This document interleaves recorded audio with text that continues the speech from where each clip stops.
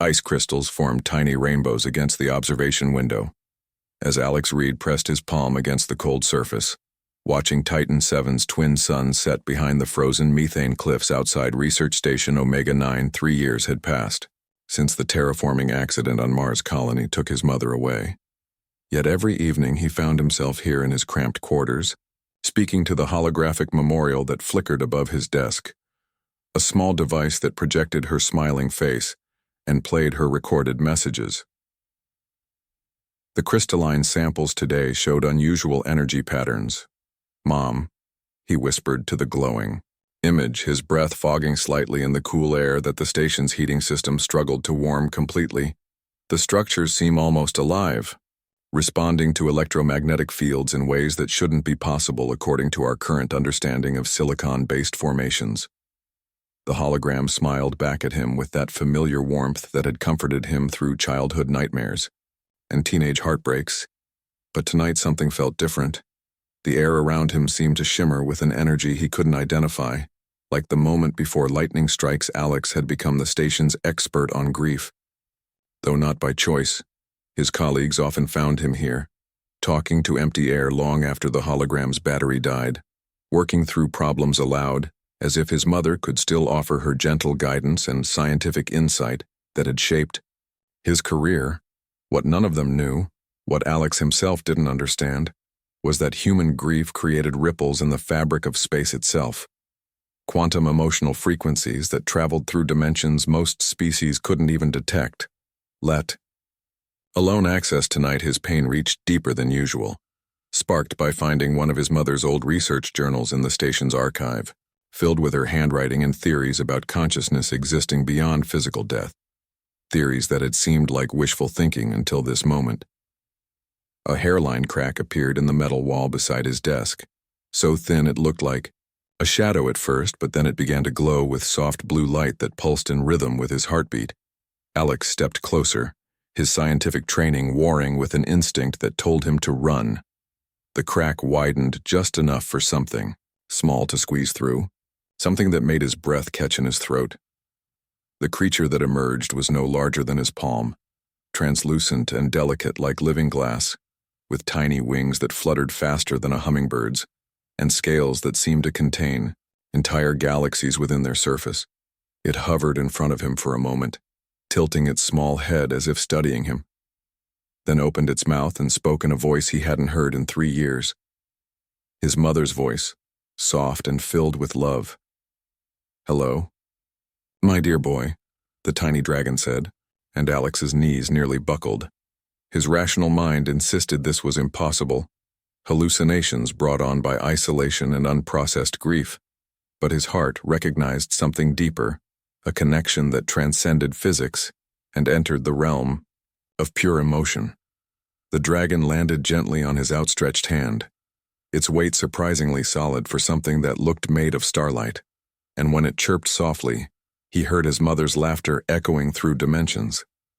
He couldn't name "Mom," he whispered, afraid that speaking too loudly might shatter whatever impossible miracle had brought this moment into existence. The creature's eyes, deep blue like Earth's oceans, blinked once, and suddenly Alex could feel her presence as clearly as if she were standing beside him, not gone but transformed into something that could bridge the space between the living and the dead. His research station's computers hummed quietly in the background, recording energy readings that would baffle xenobiologists for decades to come. But Alex noticed none of that. He was lost in the impossible joy of hearing his mother's voice again. "You've grown so much, Alex," the dragon said, its tiny voice carrying all the pride and love he remembered. "I've been watching, waiting for the right moment when your heart could open the door between our worlds." Tears streamed down his face as he cupped the creature gently in both hands, feeling its warmth spread through his chest like sunlight after a long winter. The dragon's presence filled the room with something he hadn't felt since his mother's death: hope, and the absolute certainty that love truly was stronger than the barriers between life and whatever came after. "Are you real?" he asked, though part of him already knew the answer didn't matter. Real or not, this tiny being had given him back something he thought was lost forever.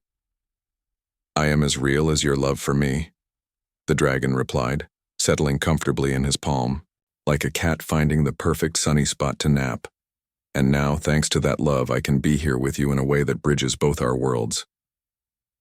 Alex spent the next hour learning that the creature, which he named Echo, could communicate not just with his mother's voice, but seemed to carry her memories, her mannerisms, even her terrible jokes that had always made him groan as a teenager. As the station's night cycle deepened around them, Echo curled up on his desk lamp's warm base, glowing softly like a tiny lighthouse, guiding ships through dark waters. For the first time in 3 years, Alex fell asleep without the weight of unfinished conversations pressing against his chest. Instead, he drifted off to the sound of his mother humming a lullaby through Echo's crystalline throat, the same melody that had chased away his childhood, fears he didn't know that his grief had torn a hole between dimensions, or that his love had called something precious through that hole, or that this moment would eventually reshape how the galaxy understood the connection between consciousness and quantum reality. All he knew was that somehow, impossibly, his mother had found a way to come back to him, wearing the form of a baby dragon that glowed with the light of 1,000 stars. Echo had grown during the night, now the size of Alex's closed fist, and the tiny dragon's scales shimmered with colors that seemed to shift based on Alex's emotions. Deep blue when he felt sad, warm gold when joy flickered through his chest, silver. When curiosity took hold, Alex pretended to focus on his regular duties, analyzing the crystalline life forms that made Titan 7 scientifically valuable, but his real attention stayed fixed on the small creature that had made its home in an empty specimen container, lined with soft thermal fabric. During his lunch break, while the other researchers gathered in the common area, Alex sealed his lab door and activated privacy shields, then opened Echo's makeshift nest. "Can you really hear her?" he asked softly, settling into his desk chair as the dragon stretched its delicate wings and yawned, showing tiny teeth that looked like perfectly cut diamonds. Echo's response came in his mother's voice, complete with the slight accent she'd never, quite lost from her childhood in the Australian colonies. "Oh, sweetheart, I'm not just heard. I'm here in ways that your science hasn't discovered yet." Over the following days, Alex conducted careful experiments, documenting everything in encrypted files that he planned to share with no one, at least not until he understood what was happening. He discovered that Echo responded strongest to emotional memories associated with his mother, glowing brighter when he shared stories about their time together, dimming when his thoughts drifted to other subjects. More remarkably, the dragon seemed to access information Alex had never told it, details about his mother's research that he'd forgotten, conversations from his childhood that surfaced in Echo's responses with perfect clarity. "Remember when you were 8 and tried to build a rocket from kitchen supplies?" Echo asked one evening, perched on Alex's shoulder while he worked late on crystalline analysis. "Your mother found you in the backyard with half the pantry scattered around you, and that serious expression you get when you're solving problems." Alex laughed, despite himself, the memory rushing back with surprising vividness. His mother's patient explanation of why baking soda and vinegar wouldn't generate enough thrust for interplanetary travel, her gentle redirection of his energy toward more practical experiments. "She was proud of your curiosity," Echo continued, its tiny claws gripping his shirt for balance. "She used to tell her colleagues that you saw connections other people missed, patterns in data that revealed deeper truths." These conversations filled empty spaces in Alex's heart that he'd thought would remain hollow forever, but they also raised questions that kept him awake at night, staring at his ceiling while Echo slept curled against his neck like a warm, purring galaxy. His covert research revealed energy patterns around Echo that defied conventional physics, quantum fluctuations that seemed to respond to neural activity, electromagnetic fields that pulsed in sync with Alex's brainwaves, dimensional distortions that suggested the dragon existed partially in their reality and partially somewhere else. The breakthrough came when Alex realized that his grief wasn't just calling to Echo. It was creating a bridge, a two-way connection that allowed consciousness to flow between dimensions like water. Finding its level, Echo grew steadily, now the size of a house cat, its wings strong enough for short flights. Around Alex's quarters, its intelligence expanding in ways that fascinated and slightly unnerved him. Your mother's consciousness exists where emotional energy has physical form, Echo explained one night, its voice carrying undertones that weren't quite his mother's. Anymore, something deeper, older, more complex. In that dimension, love and memory and connection become living things, and creatures like me serve as guardians and guides. Alex's hands shook as he took notes, realizing he was documenting first contact with an entirely new form of life, not aliens from distant stars, but beings from the spaces between reality where human emotions took on substance and power. The implications terrified him. If grief could create these bridges, what might happen if someone weaponized human sorrow, forced these connections for purposes other than healing and love? His concerns proved prescient when Commander Davis knocked on his quarters door during the night shift, her expression serious and slightly suspicious. "Alex, I need to ask you some questions," she said, her eyes scanning his room with professional thoroughness. "Long-range sensors have been detecting unusual energy signatures from this section, and your psychological evaluations show significant improvement over the past 2 weeks." Echo had vanished the moment the door chimed, somehow becoming invisible or intangible, but Alex could still feel the dragon's presence like warmth against his chest. "I've been processing my mother's death more effectively," Alex said carefully, which was technically true. Sometimes breakthrough moments in grief recovery can have physiological effects that might register on sensitive equipment. Davis studied his face with the intensity of someone trained to detect deception, but found nothing there except a man who seemed healthier and more centered than he'd been in months. "Keep me informed if you experience anything unusual," she said finally. "The crystalline samples you've been analyzing show energy patterns we don't fully understand, and we can't afford any surprises this far from Earth." After she left, Echo reappeared gradually, like a photograph developing in slow motion. "Your people are starting to notice the changes," the dragon said in its hybrid voice that was becoming more itself and less an echo of his mother. "Soon you'll need to decide whether to hide what we are or share this gift with others who might need it." Alex spent that night weighing the choice: reveal Echo's existence and risk losing the precious connection to his mother, or continue hiding while other grieving souls suffered alone with pain that could potentially become bridges to healing. The decision would determine not just his future, but possibly the future of human understanding about consciousness, death, and the dimensions that existed beyond physical reality.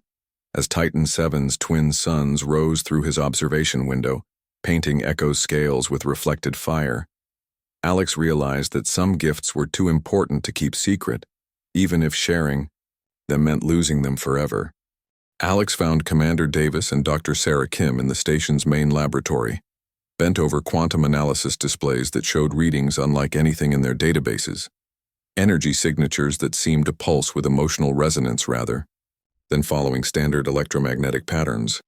"I need to show you something," Alex said quietly, sealing the lab door behind him and activating full privacy protocols that would prevent any transmissions from leaving the room. Echo materialized on his shoulder, now the size of a small dog but somehow able to adjust its apparent mass to perch comfortably, its scales shifting through colors that reflected the nervousness and determination swirling in Alex's chest. Commander Davis stepped back instinctively, her hand moving toward the emergency beacon on her belt, while Dr. Kim's eyes went wide with scientific fascination that overrode her initial shock. "This is Echo," Alex said simply. "And this is why your sensors have been detecting unusual readings." The dragon tilted its elegant head toward both women and spoke in Alex's mother's voice. "Hello, Commander Davis, Dr. Kim. Alex has told me so much about your work here." For several heartbeats, the only sound in the lab was the quiet hum of equipment and the barely audible whisper of Echo's breathing. "Impossible," Dr. Kim whispered, pulling up her tricorder and scanning the dragon with trembling hands. "The quantum signatures suggest it exists partially in our dimension and partially somewhere else entirely." Commander Davis had trained for first contact scenarios, but all the protocols assumed aliens would arrive in ships from distant stars, not emerge from the grief of a morning sun. Where did it come from? She asked, her military training warring with motherly concern for Alex's mental state. Alex explained everything.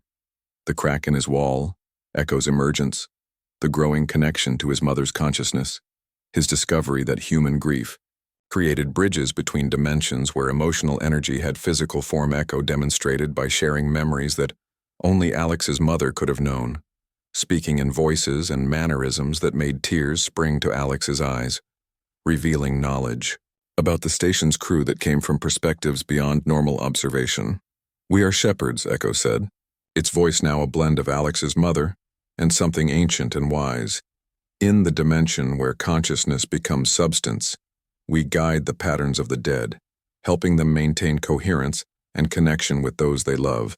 Dr. Kim's scans revealed that Echo's presence stabilized quantum fluctuations in the local area, creating pockets of spacetime that operated under different rules, regions where information could flow backward through time, where emotional resonance carried more energy than nuclear reactions. "This changes everything," she breathed, downloading readings that would revolutionize physics.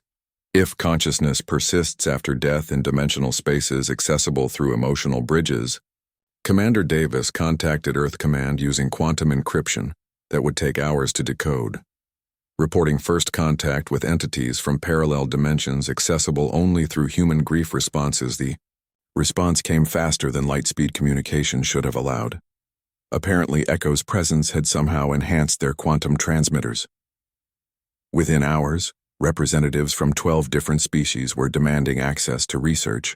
Station Omega-9, while Earth's government declared the facility under military protection and ordered immediate evacuation of non-essential personnel.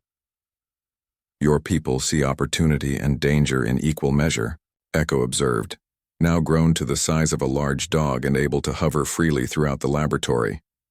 "Some wish to weaponize what you've discovered. Others fear the implications for their understanding of existence itself."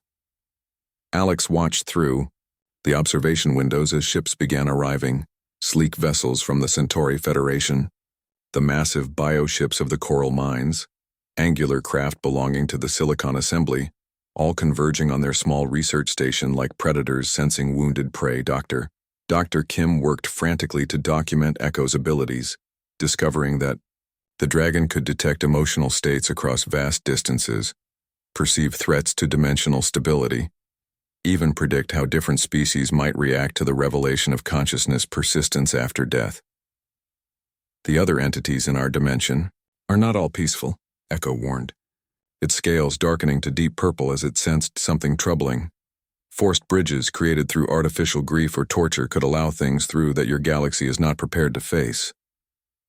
Commander Davis received new orders every hour, first to contain the situation, then to facilitate controlled contact, then to prepare for potential military applications, each directive contradicting the last as various Earth factions realized the implications. Alex found himself at the center of a cosmic storm that threatened to transform humanity's place in the galaxy overnight. No longer just another species struggling to find their niche among older, more advanced civilizations, but potentially the key to understanding fundamental questions about life, death, and consciousness. Echo shared visions from its dimensional realm, vast spaces where the thoughts and emotions of the dead took on forms both beautiful and terrifying, ecosystems of pure consciousness where love manifested as living light and hatred became devouring shadow. Only beings capable of deep, prolonged grief can create stable bridges, Echo explained to the assembled researchers and military officials who now crowded the station. Other species process loss differently. They release, they move forward. They don't maintain the emotional connections necessary for dimensional access. The revelation sparked fierce debate among the gathered species. Some saw humanity's tendency toward prolonged mourning as evolutionary weakness. Others recognized it as an unexpected strength that could revolutionize understanding of consciousness and death.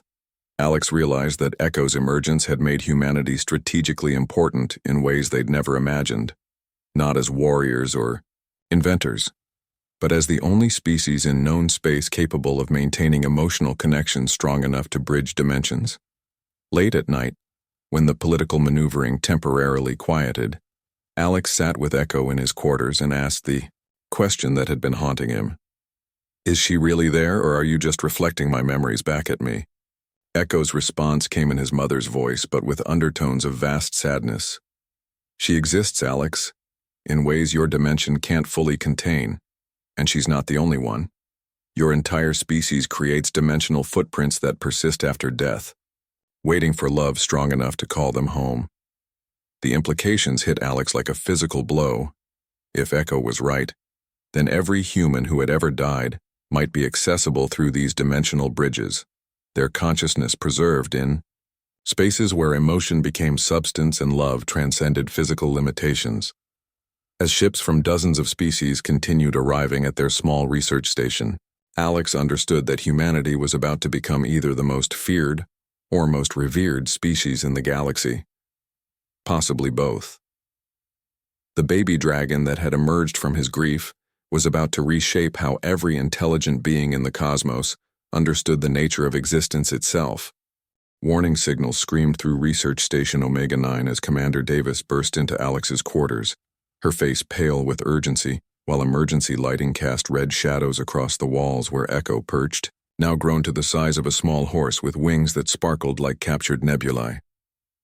The Ravek Empire has captured human civilians from the outer colonies, she announced breathlessly.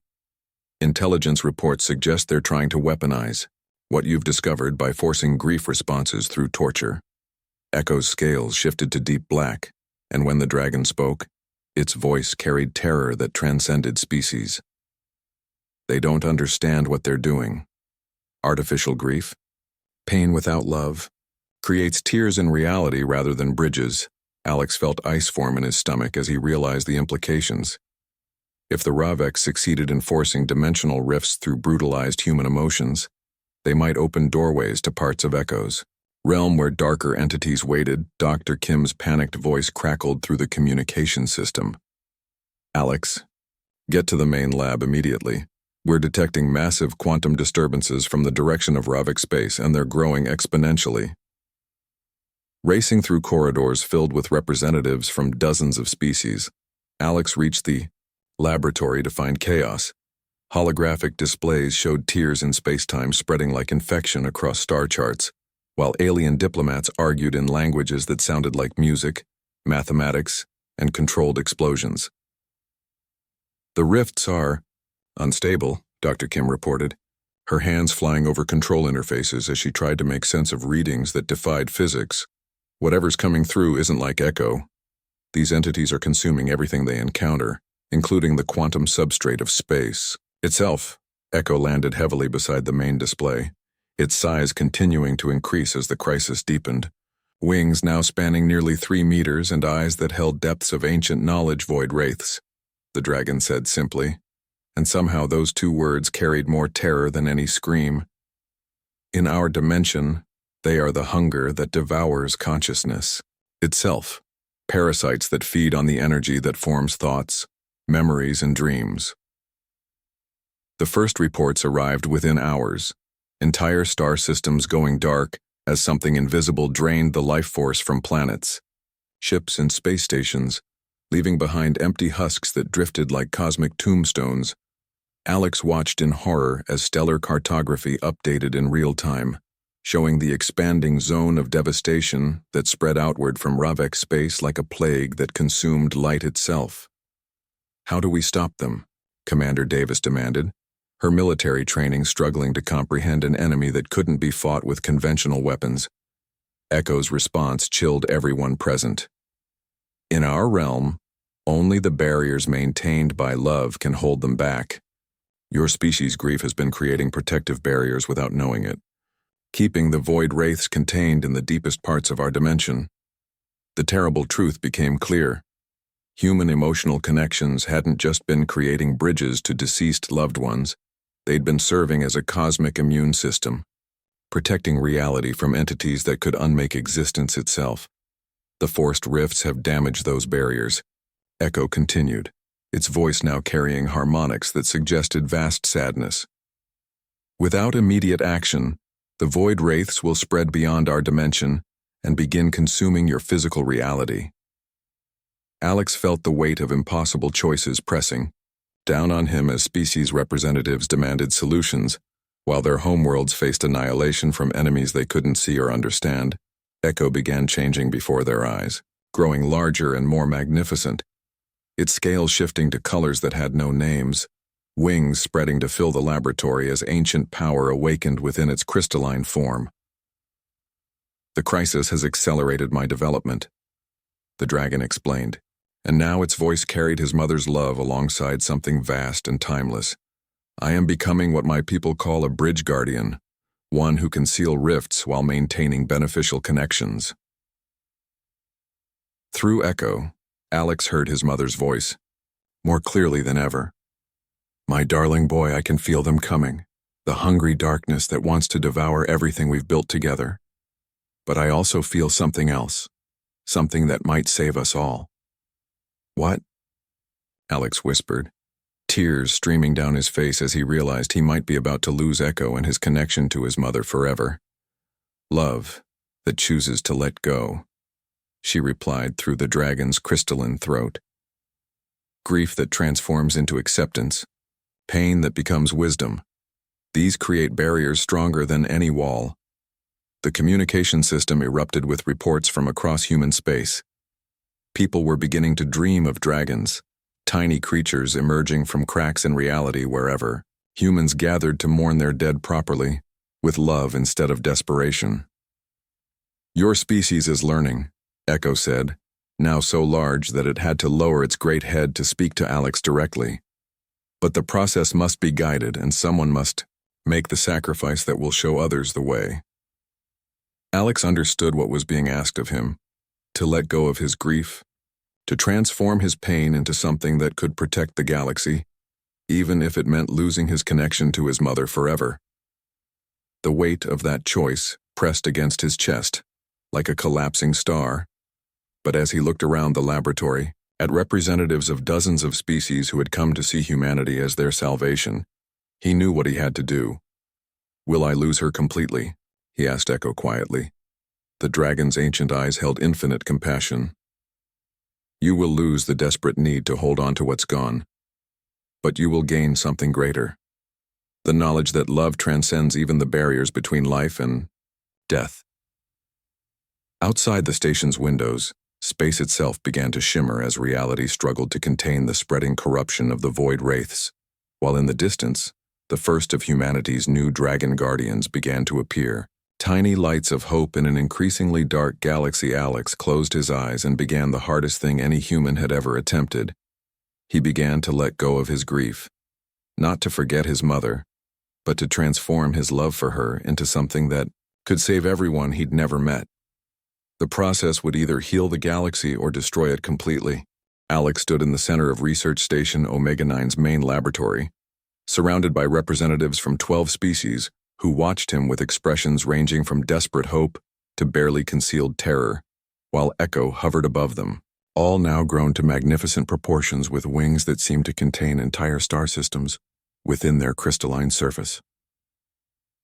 "I choose to let go," Alex said quietly, his words carrying across communication channels to human colonies throughout the galaxy, where people gathered around receivers, waiting to learn whether their species would save or doom the cosmos.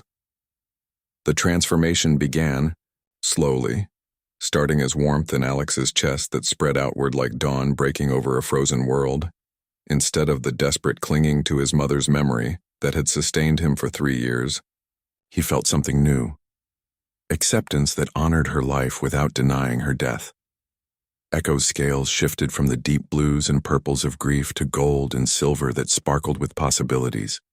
And when the dragon spoke, its voice carried both Alex's mother and something infinitely larger. "Love that releases creates rather than consumes," Echo said, its words rippling through dimensional space in patterns that other humans across the galaxy could feel in their hearts. "Watch and learn what your species is truly capable of." The effect spread like wildfire through human consciousness. On Mars colony, a woman mourning her lost husband felt the shift and suddenly understood that her pain could become a shield rather than a wound. On the mining platforms of Europa, families grieving children lost to accidents felt their dragons emerge not from desperation, but from love transformed into wisdom.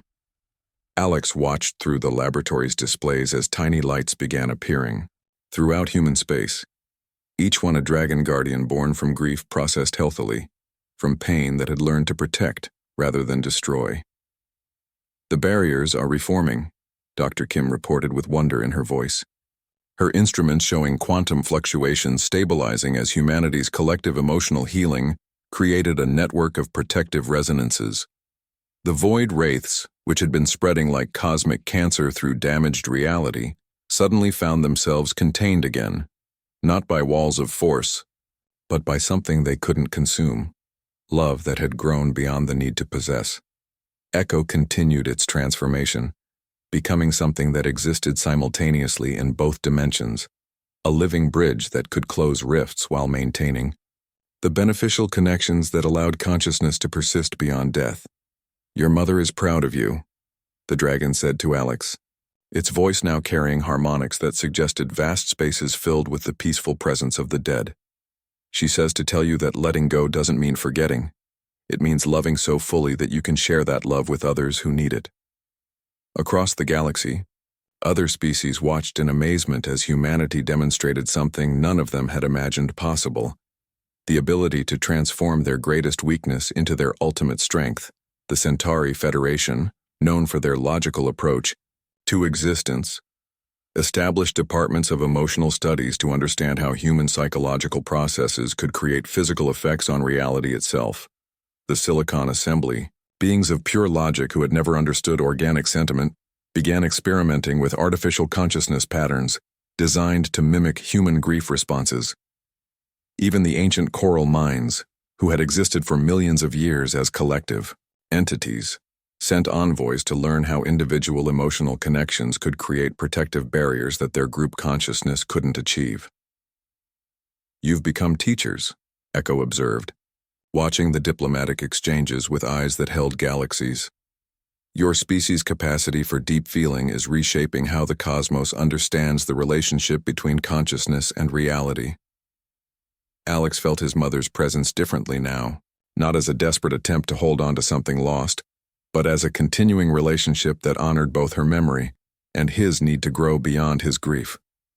The dragon guardians that emerged from this transformed approach were different from Echo's original form. Where Echo had been born from pain and loss, these new beings sparkled with joy and hope, created by humans who had learned to process their grief in ways that built, rather than destroyed. "Mental health support has become as important as military defense," Commander Davis reported, reading updates from Earth Command. "Every human colony is establishing grief counseling centers, not just for healing, but for creating guardian networks."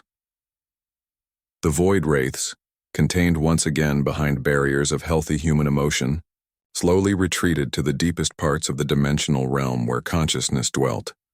Held back by an immune system of love that spanned the galaxy, Alex spent his days now training other humans who had lost loved ones, teaching them the delicate balance between honoring memory and releasing the desperate need to cling to what was gone.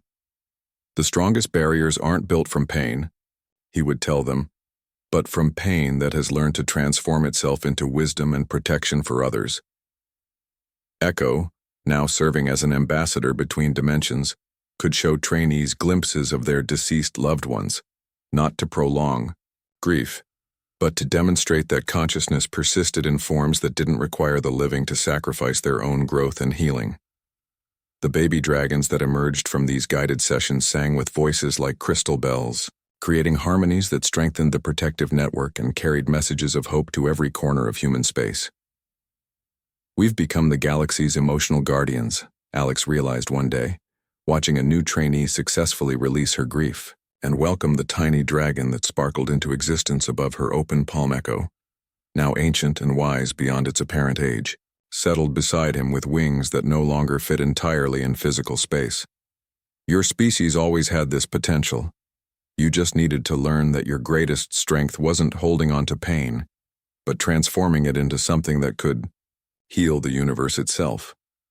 As Titan VII's twin suns set through the observation windows, painting Echo's impossible form with light that seemed to come from somewhere beyond the visible spectrum, Alex understood that humanity had found its true purpose among the stars. They weren't conquerors or explorers or even scientists.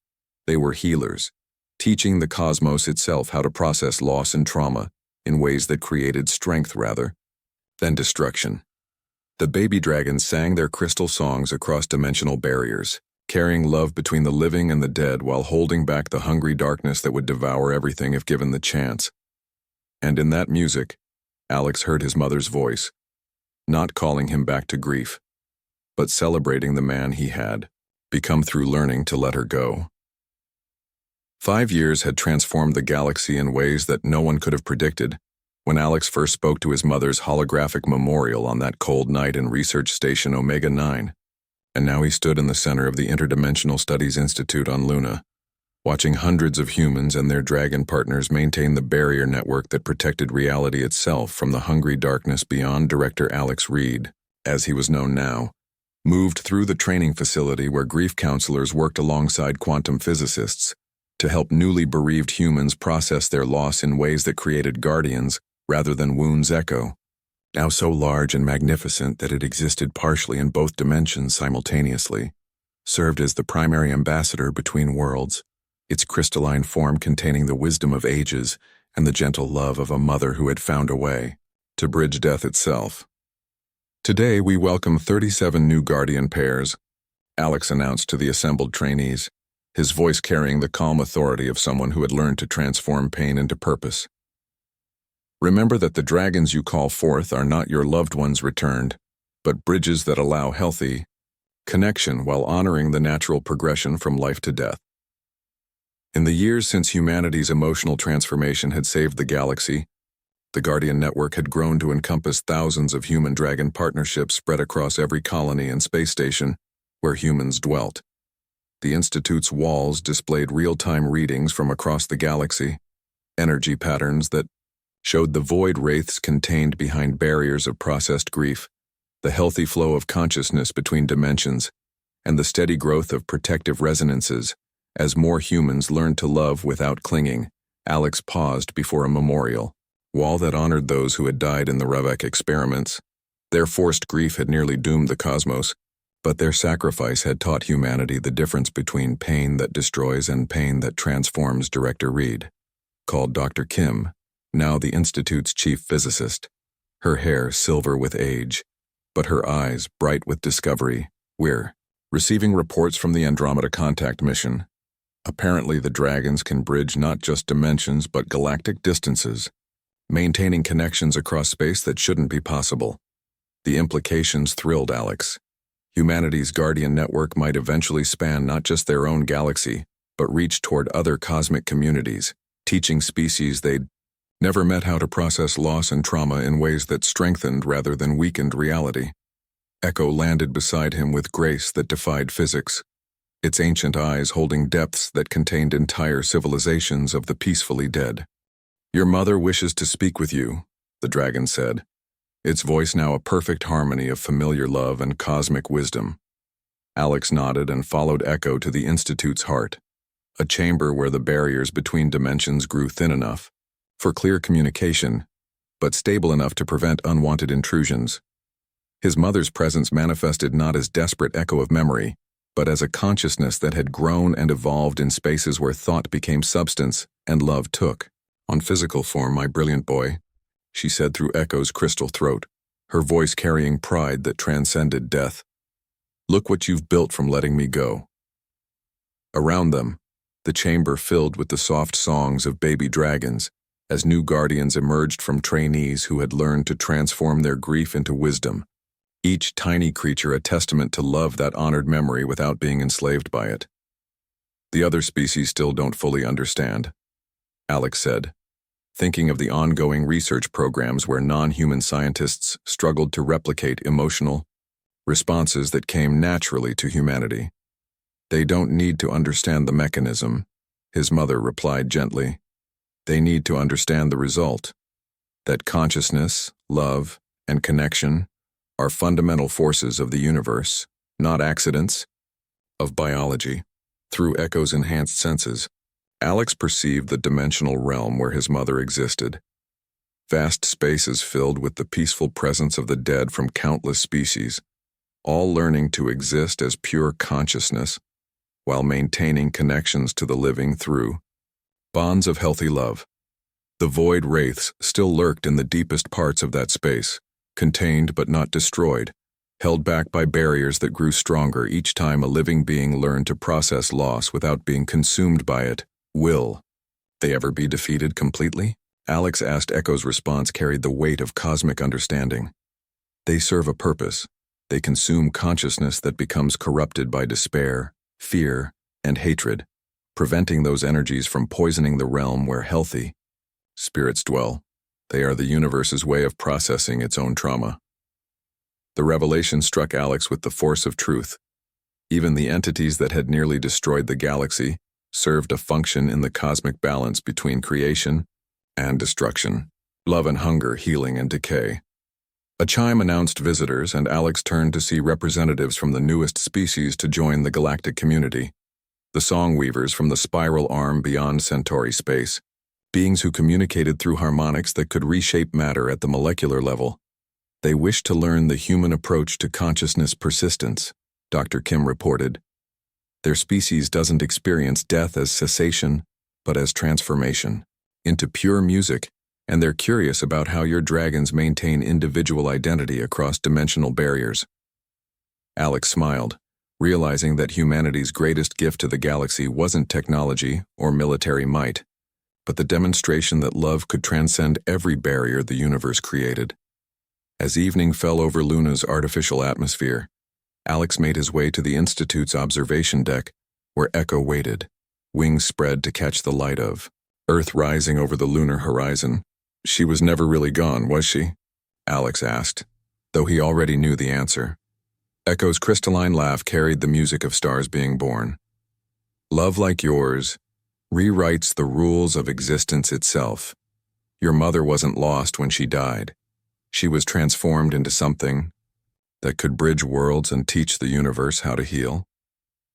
Below them, the lights of the Guardian Network sparkled across Luna's surface, each one representing a human who had learned to transform grief into protection, loss into wisdom, pain into the kind of love that could literally reshape reality. The baby dragons sang their evening chorus, carrying messages between the living and the dead, while overhead the stars themselves seemed to pulse in rhythm with heartbeats that spanned dimensions. Alex understood now that his species had found their true purpose among the cosmos, not as conquerors or explorers, but as healers who taught the universe itself how to process trauma and grow stronger. The tiny dragon that had emerged from his grief 5 years ago had become something magnificent and eternal, a bridge between worlds that demonstrated humanity's ultimate gift to existence itself. Love so deep it could rewrite the laws of physics, grief so profound it could open doorways between dimensions, and the wisdom to transform pain into protection for beings they would never meet.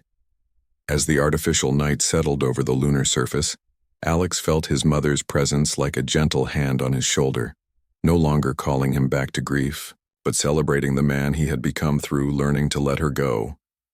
The dragons sang across the galaxy, their crystal voices carrying the promise that consciousness, love, and connection would endure long after stars died and galaxies faded, protected by barriers built from humanity's greatest strength, their ability to love so deeply that it literally transcended death itself.